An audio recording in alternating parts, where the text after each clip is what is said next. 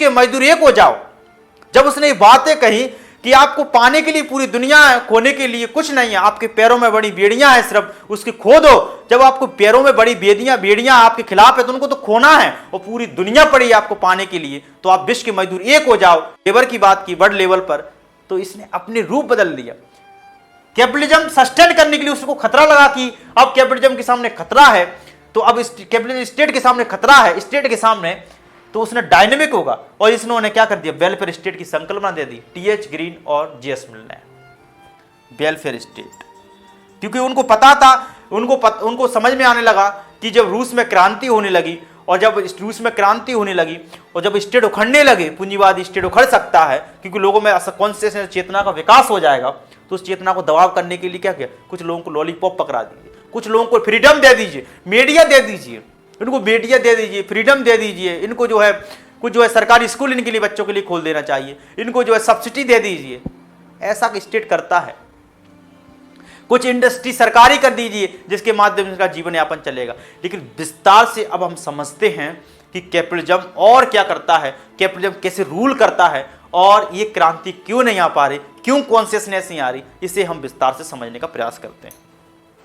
अब जी तो इसमें इसकी स्ट्रेंथ है ना, तो कैपिटलिज्म इसलिए एग्जिस्ट कर पा रहा है। वर्तमान में कैपिटलिज्म क्यों एग्जिस्ट कर रहा है, वर्तमान में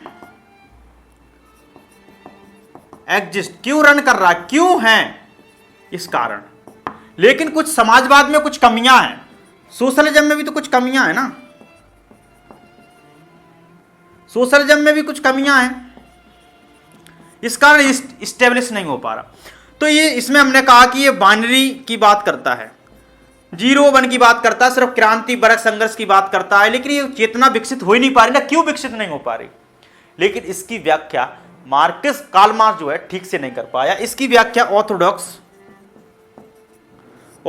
मार्क्सिज्म, यानी कि जो कार्ल मार्क्स का जो मार्क्सिज्म है, कार्ल मार्क्स की विचारधारा है, उसको जो है ऑर्थोडॉक्स मार्क्सिज्म के नाम से हम जानते हैं।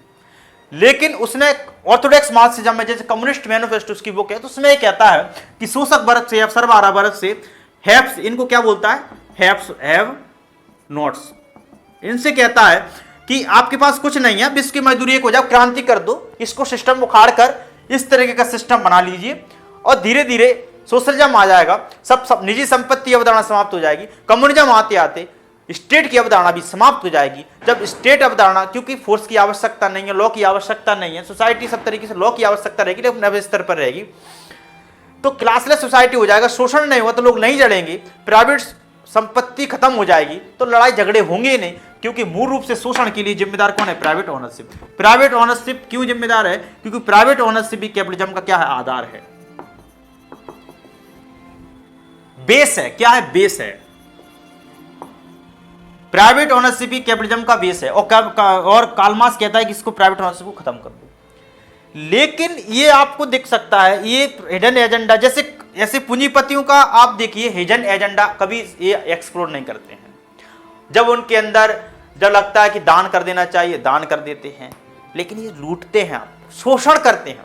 आपको लगता है कितने उद्योगपति, जब लॉकडाउन के समय इस तरीके की कोविड-19 जब आया और लॉकडाउन लगा, लॉकडाउन के समय इतने मजदूरों की बुरी स्थिति हुई, बुरी दशा हुई, तो सामने पता चल गया कि हकीकत क्या है भारत की। तो लोगों को ये पता चला ना हकीकत क्या है। तो हिडन एजेंडा ये है कि लोगों के पास संसाधन होते, पैसे वाले होते, तो अपने स्तर पर चले जाते। गरीब थे, मजदूर थे, उनके पास उतनी सैलरी नहीं थी, उनके पास पैसा नहीं था। जिस तरीके से अमीरों के बच्चे विदेश से आ गए, हवाई जहाज से आ गए, और ये बेचारे 100 किलोमीटर 150 किलोमीटर अपने घर तक नहीं पहुंच पा रहे। जब लोग अमीरों के बच्चे विदेश से आ गए, तब ये अपने देश में ही अपने ही घर तक नहीं पहुंच पा रहे। ये दुर्भाग्य की बात नहीं है? क्यों नहीं? यार हकीकत है, कैपिटलिज्म शोषण करता है। इतनी असमानता, इतनी गरीबी है, फिर भी अच्छा खाना खा रहा है, अच्छी तरीके से रह रहा है, जलवे कर रहा है। लोगों की भी गलती नहीं है, क्योंकि लोग उस परिवेश में रहे हैं कि उनके अंदर वो कॉन्सिडेंस, उस शोषणकारी व्यवस्था के खिलाफ ये कॉन्सिडेंस पैदा ही नहीं हो पा रही। फ्यूचर को समझेंगे कि क्यों कॉन्सियसनेस पैदा नहीं हो पा रही।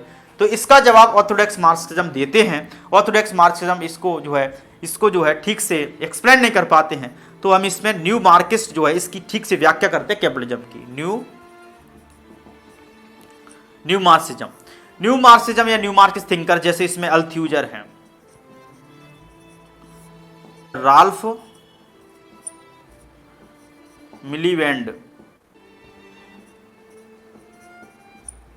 मिलीवेंड है, निकोलस प्लंजा, ये जो ग्रामसी, कौन ग्रामसी, ये लोग कहीं ना कहीं ये बताते हैं, जैसे लोजा लग्जमबर्ग भी ऑर्थोडॉक्स मार्क्सिस्ट है, वो कहती है कैपिटलिज्म उखाड़ने का एक ही उपाय है, एक ही माध्यम है कि कैपिटलिज्म को उखाड़ कर फेंक दो, सिर्फ और सिर्फ कैसे, क्रांति के माध्यम से।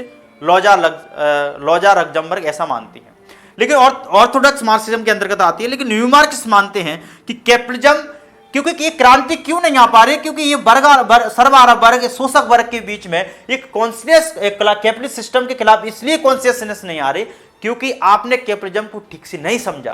कैपिटलिस्ट सिस्टम कैसे शासन करता है, कैसे रूल करता है, क्योंकि लोगों की चेतना पर कब्जा करता है, कैसे रूल करता है, कैसे पॉलिटिकल स्ट्रक्चर होता है, किस तरीके से पॉलिटिकल इंस्टीट्यूशन बनाता है, किस तरीके सोशल इंस्टीट्यूशन बनाता है, कैसे लोगों की चेतना में परिवर्तन करता है, कैसे संस्कृति का निर्माण करता है, कैसे मीडिया पर कब्जा करता है, तो इसको समझना बहुत जरूरी है। तो इसको ठीक से न्यू मार्क्सिस्ट लोग समझ सकते हैं। अल्थ्यूजर बताते हैं, रॉल्फ मिलीवेंड को समझना होगा, निकोलस प्लंजा को आपको समझना होगा। तो अब हम इस तरीके से हम इनको एक एक से विस्तार से हम तीनों को, इन चीजों को समझते हैं, ठीक है, क्योंकि ये बहुत डायनेमिक है। अब डायनेमिक कैसे, हम एक एक तरीके से हम एक्सप्लेन के साथ समझेंगे। अब हम समझते हैं, जैसे और मार्क्स के बारे में आप समझिए, कार्ल मार्क्स की जो मूल अवधारणा है उसे हम ऑर्थोडॉक्स मार्क्सिज्म को समझने के लिए हमें कार्ल मार्क्स को समझना होगा। तो कार्ल मार्क्स जो प्रारंभिक विचार थे उसके, कार्ल मार्क्स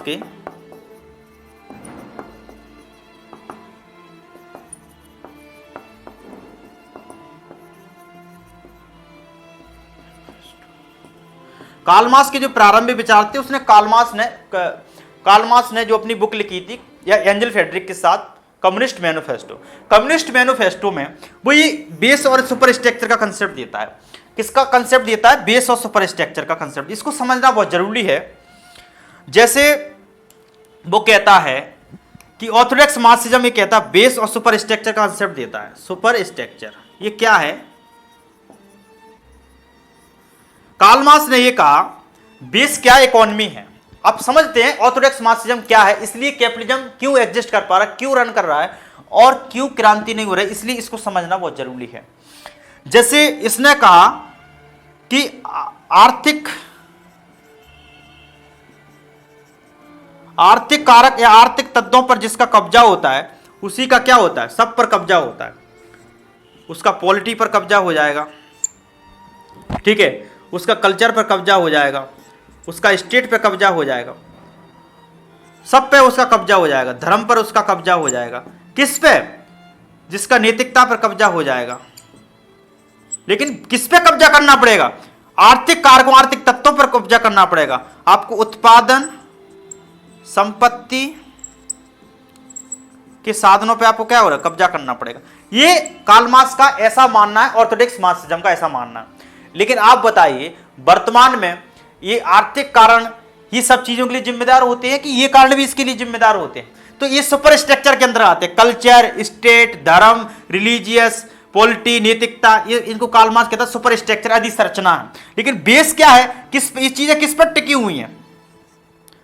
किस पर टिकी? बेस क्या? उत्पादन, उत्पत्ति के साधन। जिसके पास प्राइवेट ओनरशिप है वो उसके हिसाब से वो अपने हिसाब से धर्म को संचालित करेगा, वही शासन करेगा, वही रूल करेगा। लेकिन ये कार्ल मार्क्स